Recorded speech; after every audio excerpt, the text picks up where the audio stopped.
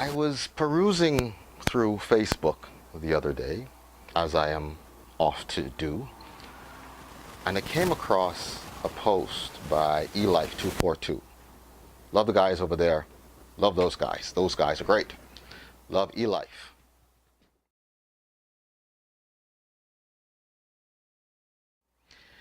Being the evil little bugger that I am, I felt compelled to leave a snide remark underneath the post. The post was a link to an article written by one of their contributors. I feel good about the joke I made. I don't take it back. But in any event, I was challenged to write an actual rebuttal piece to the article, which I was making fun of. And I thought, wouldn't it be great fun to just do it here? So here goes.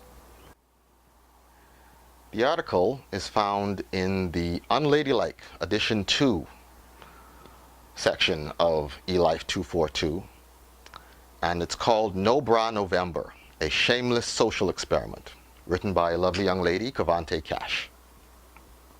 If I'm pronouncing that incorrect, please forgive me. It begins. Let's talk about breasts. And by breasts, I really mean nipples. Let's talk about how, for some odd reason, when exposed, they're offensive to people who can't seem to mind their own business. Let's talk about balls. And by balls, I really mean balls. And let's talk about how, if they're ever exposed, people get offended by that. People who just can't seem to mind their own business. Double standard, that's the term you were going for. Double standard. It continues. Let's talk about how bras are completely unnecessary most of the time. And we've only conditioned ourselves to believe we need them because of, well, let's be honest, patriarchy. Knew that'd come up. And let's talk about this social experiment I challenged myself to carry out for the entire month of November. Miss Cash, I love that you're body positive and you feel you don't need no bra, and that's wonderful. If it works for you, great. But do women only wear bras because they've been convinced to by the patriarchy? The patriarchy, the misogynist, sexist cabal of all men somehow, whose main goal in life is to oppress women. Those are the people who force you to wear bras? I don't know if you knew this, but men love titties. Love them. They're just the best thing. You know what happens when women take off their bras in defiance? Most men kind of cheer. I think you're barking up the wrong tree there. Just putting that out there. And on the point of bras being mostly unnecessary most of the time, what about the woman who's like triple G? Like she needs support. Should she go braless for the month of November as well? I understand I'm a little behind the eight ball on this one, but it was kind of extended. The most I could find out online about this no bra thing was the day that women were supposed to go braless to raise awareness of breast cancer. I don't know who on earth is not aware of breast cancer. I feel like I'm having pink shoved down my throat 6 months out of the year. But okay. So this braless November might be just Miss Cash's little gift to herself, or it might be even more widespread. I don't know. I've never worn a bra. Maybe I should have prefaced this entire thing by saying, I don't know what it's like. I've never had to wear one for any reason. You know, so take everything I say with a grain of salt. She continues. If I'm being real with both you and myself, I was terrified and nervous as hell going into this. I should say so. I always give myself a little warning before going full commando, you know? Just pants against the old bait and tackle. No margin. No wall. She continues. I should stop stopping, shouldn't I? Okay. I'll start the paragraph over. If I'm being real with you, with both you and myself, I was terrified and nervous as hell going into this. What if my boobs don't look great in this shirt? What if they fall flat? What if it's noticeable that I'm not wearing a bra? Because come on, I ain't no small-chested girl. But more importantly, what if I wind up getting more attention from this than I asked for?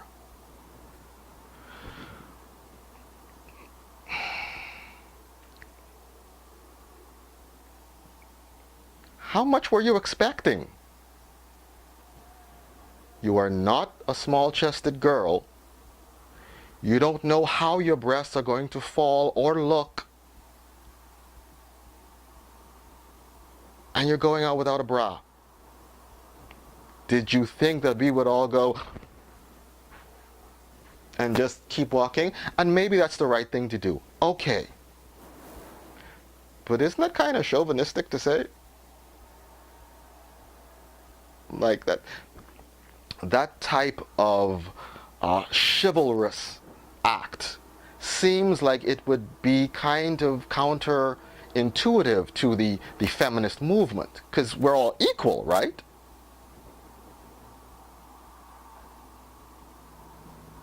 If we see something, should we pretend we don't? Maybe we should. I think we should. But what if we don't? Now what? But why was that the most important question that kept me concerned? I remember the first time I was street harassed. Street harassed. That's an actual term. We're making it a thing. Street harassed. Okay. I was 17, a freshman in college. Good for you. And luckily for me, I lived near school, so it saved me the hassle and expenses of having to purchase a car. On days when I didn't carpool with friends, I walked. But unfortunately, on this particular morning, walking was the worst decision I could have possibly made. Dun, dun, dun! Really? The worst decision you could have made? I can think of a few decisions that would have been worse, just off the top of my head.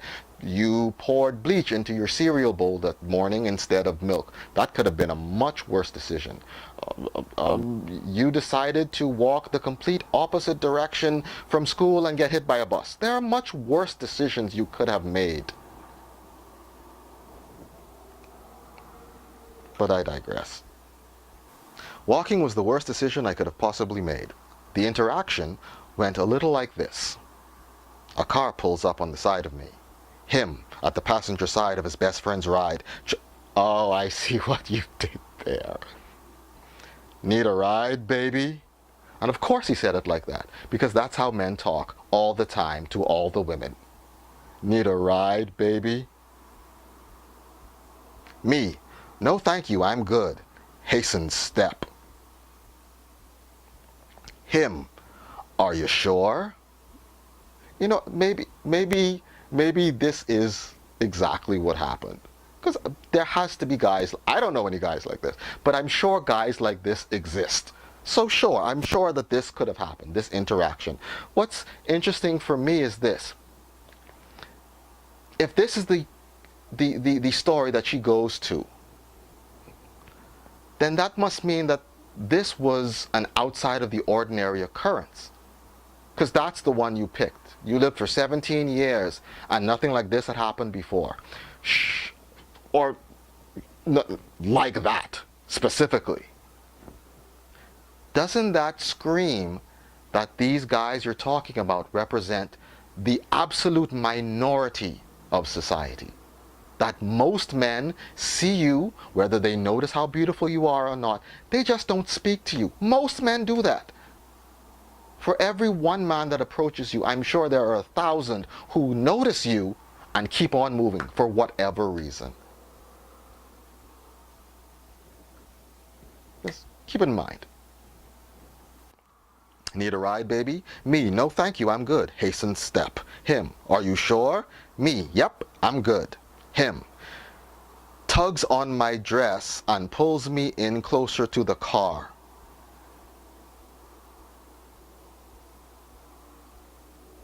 So he's driving slowly along the sidewalk, close enough to you that he can stick his hand out the window, grab your dress, and pull you closer to the car. After you hastened your step, didn't think maybe to put like 2 or 3 more paces in between you and the threat? Just throwing that out there. Don't bite my head off. Just, you already hastened your step. And he's still able to stick his, how close to the, maybe there was a 10-foot wall on the other side of the sidewalk and she couldn't get any further away, and he had like the longest hands. Like the longest. Okay, I'm sorry? Okay. Him tugs on my dress and pulls me in closer to the car. Where are you going? I asked. Where are you going? I asked if you needed a ride. So, he's all octopus arms, yanks her in, and then speaks politely. Where you going? I asked if you needed a ride. Or was it more angry? Like, I asked if you needed a ride, bitch.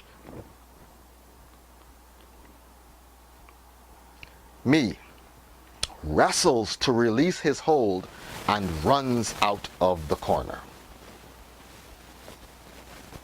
Okay.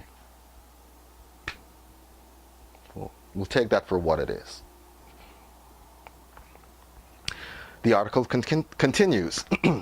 Of course, being me, I said a word or two to him before I ran away, 'cause my mouth ain't no deep freezer. But we won't get into that type of language. Good for you. What shook me most about that experience was the entitlement of the man and the encouragement of his friend that sat in silence without bothering to do anything but laugh at a helpless girl. I agree. That's really shitty. As I said earlier, I don't know any men like that. And if I did, I wouldn't be knowing them for very long. Most men like that operate within their own tiny little community. And it is a tiny community. We dislike those kinds of people also. So we're on the same page.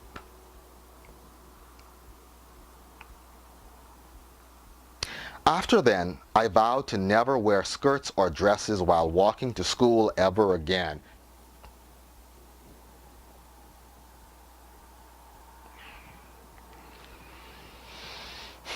But of course, I broke that covenant once I got myself sorted out with a car and other means of transportation. That experience led me to think about how we exist within public spaces.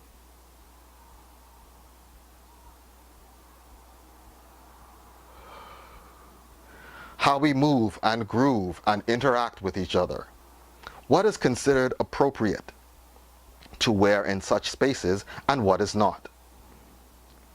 For most people in the free-thinking world, pretty much anything is quote-unquote appropriate as long as I can't see your tits or your vagina. And as far as men go, this area right here that you can't see now anyway because I'm not wearing pants, that's pretty much a no-no. If you're talking about restaurants and other places like that, they may require you to also wear a shirt, some sort of top covering. Society has pretty much decided what's appropriate and what isn't. And certain things, most of us have already declared, not in public, not in front of my kids. And don't pretend like you don't know what that wardrobe is. Because there are far more things that you can wear out in public and be comfortable wearing it than things you can't. Most women already take that to heart without anyone having to force them to do it. What is considered appropriate to wear in such spaces and what is not? And if something is not, who determines that? Bullshit hierarchical standards. Religious leaders, conservatives, teachers, or friends? What gives them the authority to dictate? Thus, Nipples Out November, the conservatives are making you cover up? Making you? The religious leaders are making you.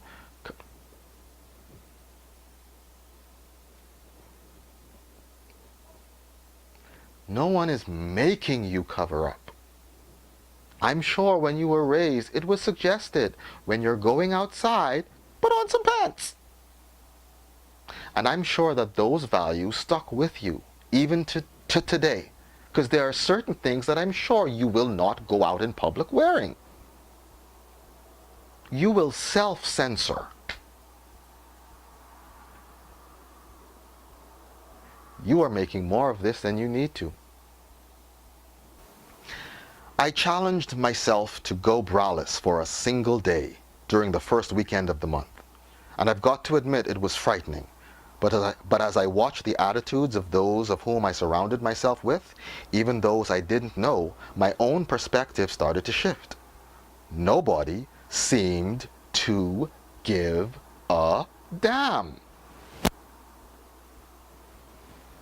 I'm not putting on an affectation, that's how it's written. Nobody seemed to give a damn. So why did I? A weekend became 3 days, and 3 days turned into every other day, until I just turned in my card and went an entire week shamelessly. Suddenly, questions of, how will my boobs look in this shirt, turned into an attitude of, nobody got time for that today. I even considered getting my riri on and piercing them. Okay? But that's another story for another day, LOL. Look, lady, you basically just built up the argument that women can't go braless because of patriarchy and other male reasons. Yet, by your own admission, when you decided to throw caution to the wind, no one cared. Well, which is it?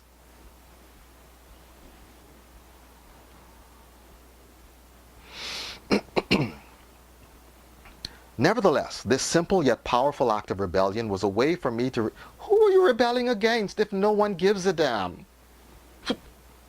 Your own preconceived notions of what you should and shouldn't wear? Wait a minute. Even those were given to you, right? Okay. Powerful act of rebellion was a way for me to reclaim the streets, own my body, flip off the naysayers. There were no naysayers. You said... Flip off the naysayers and establish my place in public spaces. You don't have a You don't have a place in public spaces. They're public.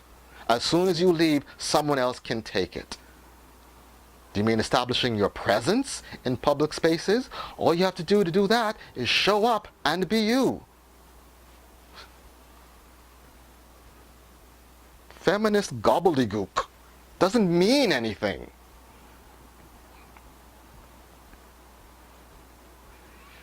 And everyone deserves the right to feel safe in public spaces. That's not remotely true. No one has that right. No one deserves that right to feel safe. If you want to feel safe, feel safe. You see, a right is something that you don't need anyone else in the world to give you. The right to free speech. The right to self-preservation. These are rights. You don't have a right to feel a certain way. Just feel the way you want to feel. You have no right. You have no claim to it. Because what you're saying is you have a right to everyone else around you making you feel comfortable. No, because that demands something of me. You don't have a right to something that I am responsible for.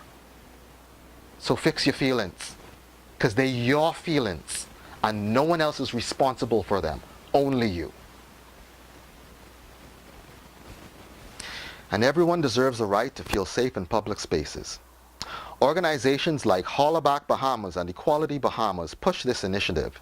push this initiative and have been leading the conversation surrounding safe spaces and street harassments for quite some time now.